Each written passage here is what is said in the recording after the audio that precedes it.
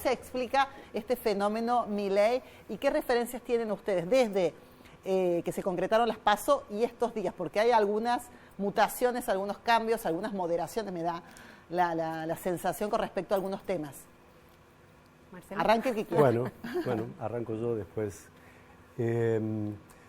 Bueno, hay varias lecturas para hacer, creo yo, sobre el fenómeno Milei. Una es, lo que pasó electoralmente, por qué lo votan, quiénes lo votan y quiénes lo votaron.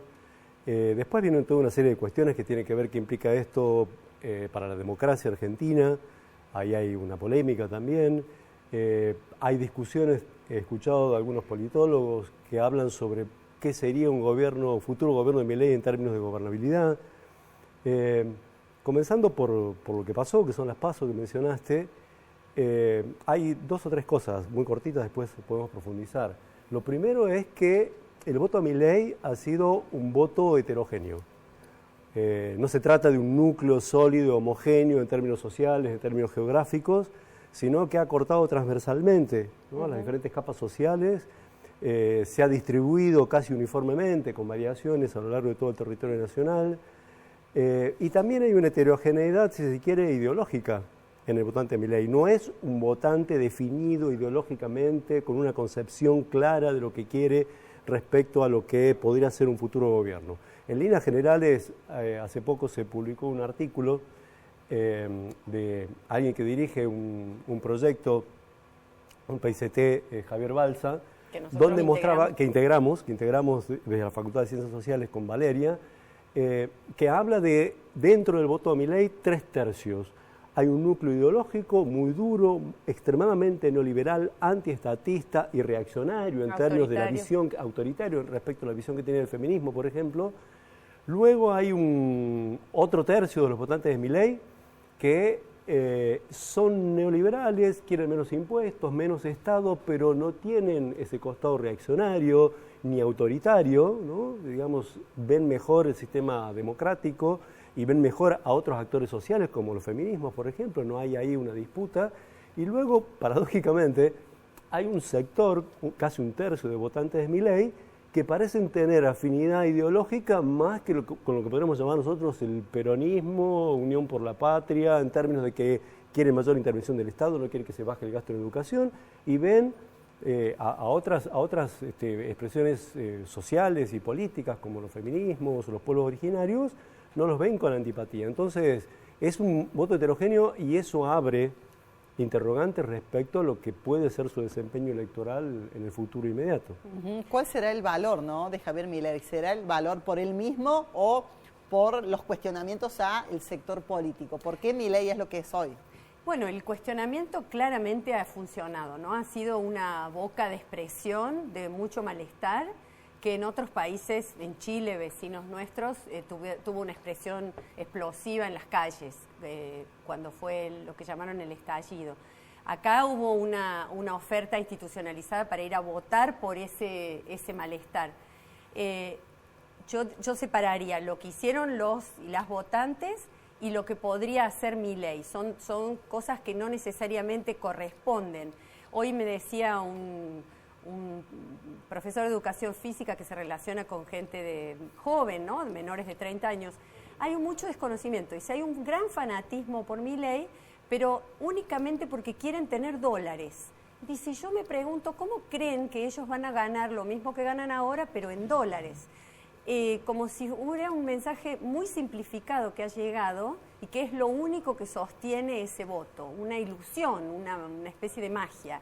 Que además Milei se está ocupando de decir en estos días que no va a haber dolarización, que no se puede hacer tal cosa, que no, o sea, todo lo que logró con su mensaje ahora está retirando. Claro, lo que iba a ser el shock ahora sería progresivo. Claro. Progresivo. Bueno, y pensaba, ¿por qué los votantes llegan a Milei? ¿Cuál ha sido la decepción previa para tener una esperanza en este candidato, en este diputado nacional? Y por otro lado también se escucha entre los votantes, no creo que lo vaya a hacer, lo voy a votar, pero no creo que se anime tanto. Claro. Es una contradicción. Sí. ¿Cómo se reflexiona a partir de eso? Sí, es complejo. En primer lugar, complejo, digamos. Hay varias cosas que considerar ahí. En primer lugar, lo que está pasando en Argentina no es solamente propio de Argentina. Tiene que ver, se replica en el contexto latinoamericano, mencionaba Kast en Chile, Valeria, e incluso a nivel global. Y hay muchos autores que hace ya bastante tiempo hablan de desencanto democrático, recesión democrática. Esta es la democracia Erosión. como sistema político ya hace bastante tiempo que no viene cumpliendo con lo que serían sus promesas básicas. Hay mucha gente muy descontenta y es cierto, la mayoría de la población hace 10 años que viene en caída libre en términos de ingreso, en términos de acceso a servicios y demás, y yo creo que eso genera una predisposición para ofertas electorales que prometen una solución. Eso en primer lugar. Y en segundo lugar, yo creo que el discurso de Milei es hoy por hoy uno de los discursos que más interpela ese desencanto. Ofrece una solución, aunque sea, como dice Valeria, una solución mágica, pero en política las interpretaciones son así. Nadie consigue votos desplegando un programa de 100 páginas que nadie lee. Hay que reconocerlo a Milei, o sea, más allá de lo que esperemos de él y de que yo, llegó como al mucha corazón, gente, llegó a las emociones. llegó al corazón, llegó a las emociones, llegó a las Y reivindicaciones, ante llegó a este las panorama, necesidades. ¿cuál es la reacción ya con esta encuesta que fue la PASO? ¿Cuál es la reacción del resto de los candidatos? ¿Cómo lo ven, por ejemplo, a Sergio Massa? Y evidentemente se han elegido, ¿no?, para polarizar Massa, Milei, y ha quedado afuera Patricia. Massa tiene ahí el doble lugar de ministro y a la vez está organizando con el fondo, o sea, son muchos frentes. Yo lo que sí veo muy claramente es muy descolocado el lugar de Patricia Bullrich. Hoy la veíamos en la Fundación Mediterránea, ese mensaje de Melconian diciendo nosotros somos, que puede ser un mensaje para el establishment económico, para la Fundación Mediterránea, para ciertos grupos económicos que reciben más tranquilidad. Pero es un mensaje que pareciera perimido, ¿no?, que ya no convoca y creo que hay mucha preocupación. Lo que sí pareciera es que no es un problema, los sectores concentrados y poderosos se acomodan, ¿no? Y si ganara Milei, respaldarían probablemente y lo circundarían, lo que dijo Macri en algún momento, nosotros iríamos a través de Milei. O sea que no sería un problema. Los grupos poderosos nunca tienen problemas, ¿no?, con quien sea el que gane. ¿Y qué pasa con Mauricio Macri, que tampoco plantea un panorama claro, ¿no? Teóricamente acompaña a Patricia, pero a la vez, ante un deseo de Javier Milei, no se expresó claramente en decir, no me interesaría ese lugar. ¿Cómo se reflexiona o se interpreta, ¿no?, el rol del expresidente? Bueno, ¿De qué lado está? Está de los dos. Está de los dos, y si hubiera tres, estaría de los tres, pero yo creo que tiene que ver con lo que está pasando con el sistema político argentino. El sistema político argentino se está desestructurando, se está desarmando y llegamos a situaciones tales como que dentro de la misma alianza electoral como es Juntos por el Cambio, se da la paradoja de que la distancia en la interna entre Patricia Bullrich y Larreta era menor que la de Patricia Bullrich con Milei.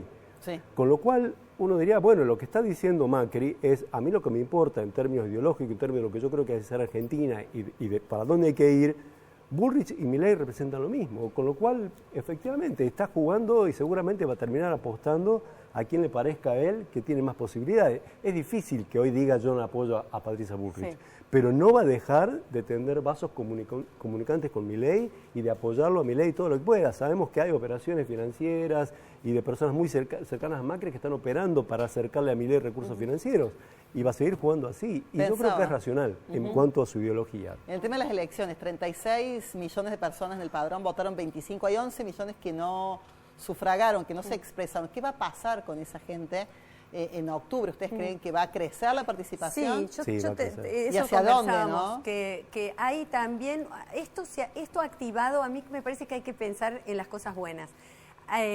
Nos ha traído algunos beneficios Milei, nos ha puesto a hablar de este gran malestar que con la polarización durante muchos años entre el campamento kirchnerista y el campamento de Cambiemos, que no se podía hablar, que no se podía discutir, que se bloqueaba la conversación. Milei entró ahí a jugar otro tercio y se ha escuchado una voz que estaba callada, que es la voz de esta gente que no puede alquilar, que alquila o nunca puede comprar casa, bueno, los jóvenes, las jóvenes. Eso es por un lado. Y por otro lado, pareciera haber una creciente activación de personas que estaban como cansadas, replegadas, que la política ya no, que ahora ante esta preocupación están volviendo a tomar protagonismo. No necesariamente grupos políticos, grupos, por ejemplo, feministas. El sábado hay una reunión en la plaza al frente de tribunales de los grupos feministas que estaban un poco disgregados o quizás no con una agenda tan concreta. Y así se empiezan a mover con esta cierta preocupación, ¿no? ¿Y qué pasa, por ejemplo, dejando ya este panorama de los 3 tercios, ¿no? De Milei, Bullrich y Massa, y nos posicionamos en los otros 2 candidatos que ya han cosechado sus votos que les han permitido ser candidatos? ¿Qué pasa con Schiaretti, por ejemplo? ¿Qué pasa con la izquierda? ¿Y qué va a pasar, de acuerdo a su mirada, con esos votos? ¿Hacia dónde van a virar más los de Grabois, más los de Larreta? Bueno, se supone, y bueno, las encuestas que hay hasta ahora están confirmando de que los votos de Grabois siguen en Unión por la Patria, casi en su totalidad. ¿Qué va a pasar? Yo me imagino, bueno, claro, no sabemos todavía qué va a pasar y si va a haber segunda vuelta y quiénes van a estar en segunda vuelta. De hecho, lo que se conoce es que incluso hay contactos de Massa con el schiarettismo, de Massa incluso con Larreta. Por supuesto, antes de las generales de octubre, esos dirigentes no se van a expresar, van a tratar de sacar la mayor cantidad de votos posibles. Yo imagino que luego de las generales, un porcentaje importante de esas terceras, cuartas fuerzas, la izquierda en general, y creo que los diferentes componentes peronistas, incluso los que no entraron ahora para disputar las generales, creo que van a ir hacia Unión por la Patria. Pero bueno, vamos. Pero también hay un fenómeno, me parece que va a ser una competencia muy cerrada, porque también hay un proceso de orgullo creciente de quienes han votado a Milei, que en años anteriores era un poco secreto, un poco callado, un poco vergonzante quizás, y ahora es como una nueva... Alguien me decía que habían visto, alguien que no es de Córdoba, pero no me acuerdo ahora quién, que se conocía que en Córdoba se estaban desplegando banderas en las casas con la bandera con el león. Yo no he visto, pero si eso es una manifestación de nosotros acá estamos y por fin nos ven, y a lo mejor eso acrecentaría el número de votos de Milei. No, Milei va a crecer, eso ya se está midiendo y 37, 38, 39 ya apuntan que va a alcanzar el 40% de los votos. Milei tiene un activo enorme que es, está estructurando el debate político, es la voz que comanda el debate político y es una voz que tiene muchísimo atractivo, es una persona que tiene carisma, presenta un discurso bastante claro, genera panoramas de futuro y el resto de los candidatos en ese sentido están un paso atrás. La más problemática ahí, la que más problemas tiene es Bullrich porque no encuentra un perfil. Massa creo que bien se está firmando en la oposición a Milei, lo que señalabas vos, la idea es contender y dejar a Bullrich detrás, pero sí, yo coincido con Valeria, seguramente va a crecer. ¿Y qué pasa con estas estrategias? Da la sensación que desde el kirchnerismo se plantea el miedo de la pérdida de los derechos. Desde Juntos por el Cambio, el tema de la gobernabilidad, ¿no? Y que si hoy se repitiese ese número en el Congreso no sería suficiente para avanzar en estas iniciativas. ¿Cómo evalúan ustedes esas estrategias para tratar de contrarrestar, ¿no?, este crecimiento de Milei? Sí, bueno, el discurso del orden en Bullrich es un discurso que tiene hace muchísimo tiempo y prácticamente no tiene otro nicho donde establecer. Y también veo que se lo sacó Milei, ¿no? El orden, el cambio. Sí, pero claramente Milei apunta a las cuestiones y a los problemas sociales y económicos y el orden aparece como una cuestión ahí de respaldo. Vamos a ver qué pasa ahora con Melconian, pero el discurso de Bullrich siempre fue el orden, ¿no? Fue ministro de Seguridad, sabemos que tiene una concepción bastante autoritaria de lo que es el orden, y creo que ahí ve su activo, porque hay mucha gente que encuentra ahí su atractivo. En el caso de Massa, bueno, miren, establecer el tema como estrategia única, el temor a perder derechos que ustedes tienen, está bien, porque efectivamente es así, hay una amenaza a muchos derechos, y no únicamente derechos sociales, también quizás derechos políticos. Pero creo que no alcanza. No alcanza con el miedo porque mucha gente lo que está esperando de la dirigencia política es un discurso de esperanza, de futuro, de qué es lo que va a pasar dentro de un tiempo, de construcción de sentido. Claro, pero aún con una construcción de sentido esperanzadora, hay datos objetivos que lo pasan por encima. Pienso, por ejemplo, la inflación, anticipan pero una medición de también, 2 dígitos.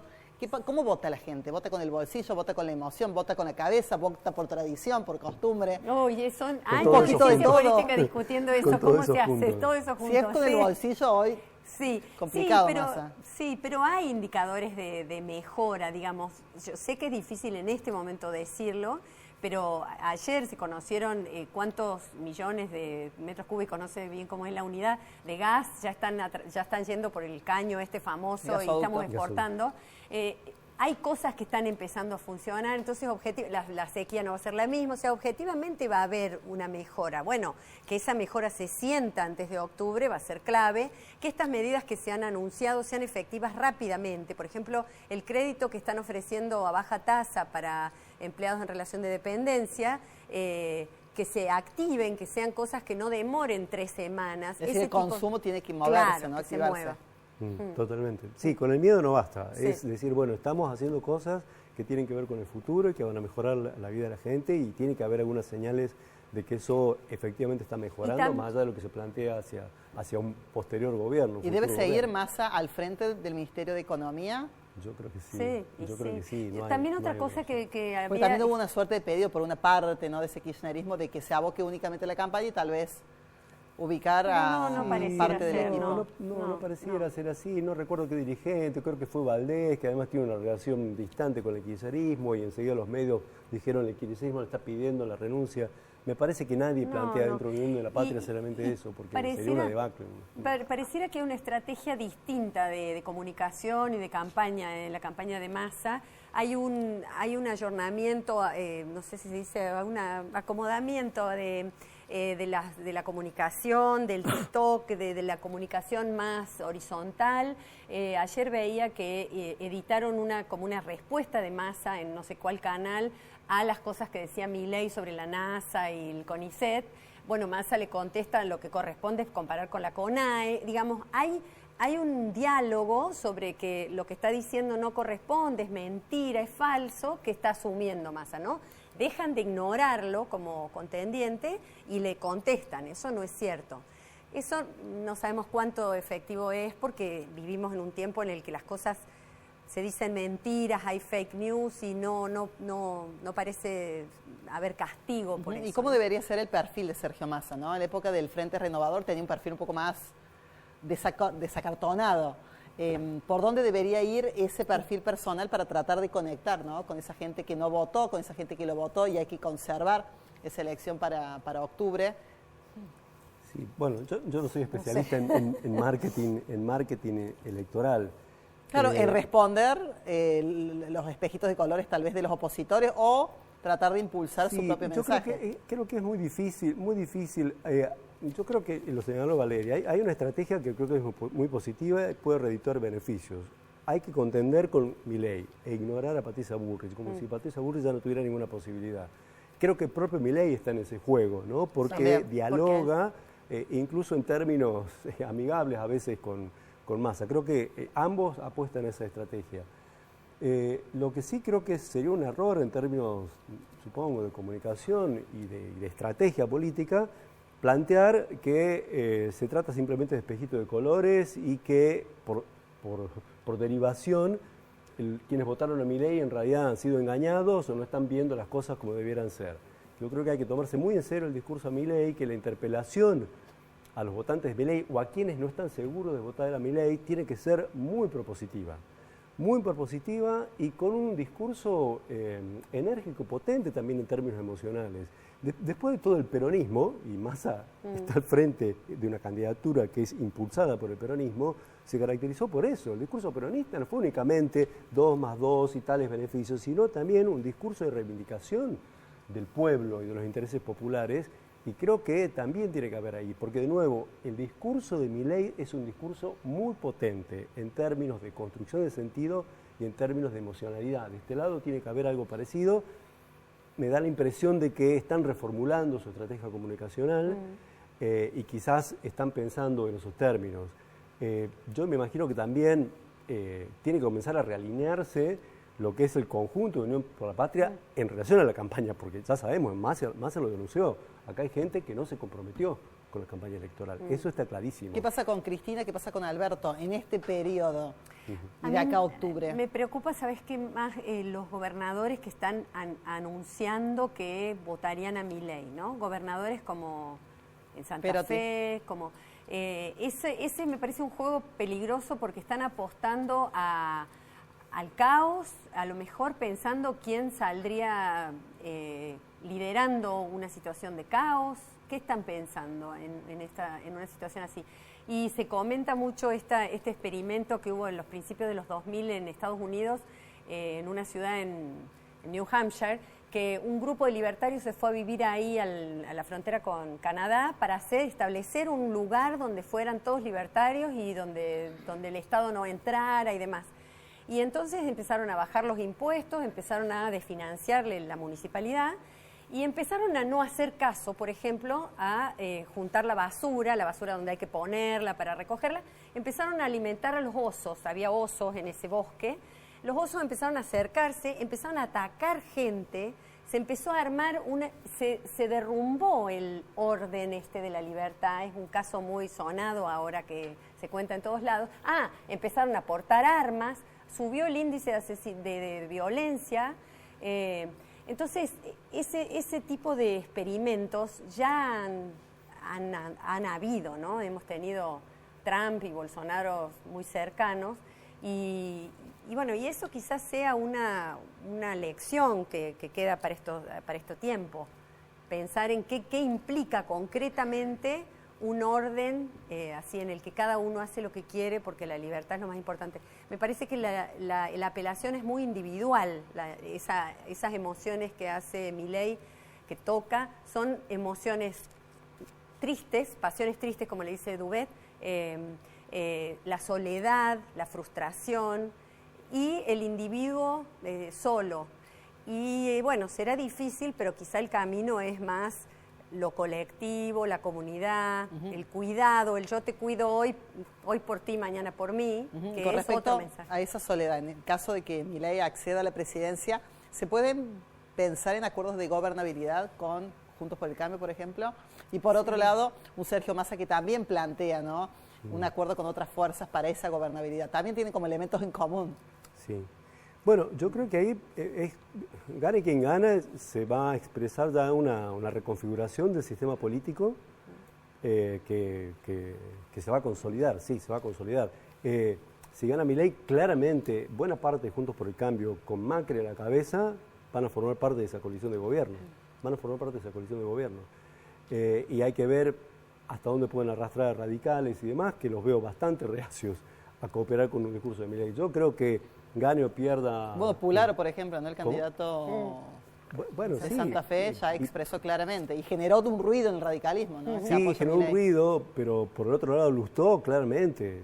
Uno escucha el discurso de Lustó después de las PASO y era un discurso que, en términos de su narrativa y su estructura, parecía más cercano a Unión por la Patria que a Juntos por el Cambio. Y lo mismo con Massa. Creo que Massa está apuntando también a que, si se va a un balotaje, ¿no?, captar el apoyo explícito de buena parte de la dirigencia radical, del peronismo no kirchnerista de Schiaretti y por supuesto de la izquierda, ¿no? Vamos hacia una confrontación entre dos modelos y yo rescato lo que dice Valeria, son dos modelos que están expresando claramente una nueva politización y repolitización de la sociedad porque están captando las transformaciones sociales que se producen en el continente, en la región y en el mundo y en Argentina en una gran cantidad de sectores y dimensiones, en el sector laboral, en el sector educativo, en el sector familiar, y ahí es donde se va a dirimir si es un modelo libertario, si es un modelo individualista, si es un modelo el que puede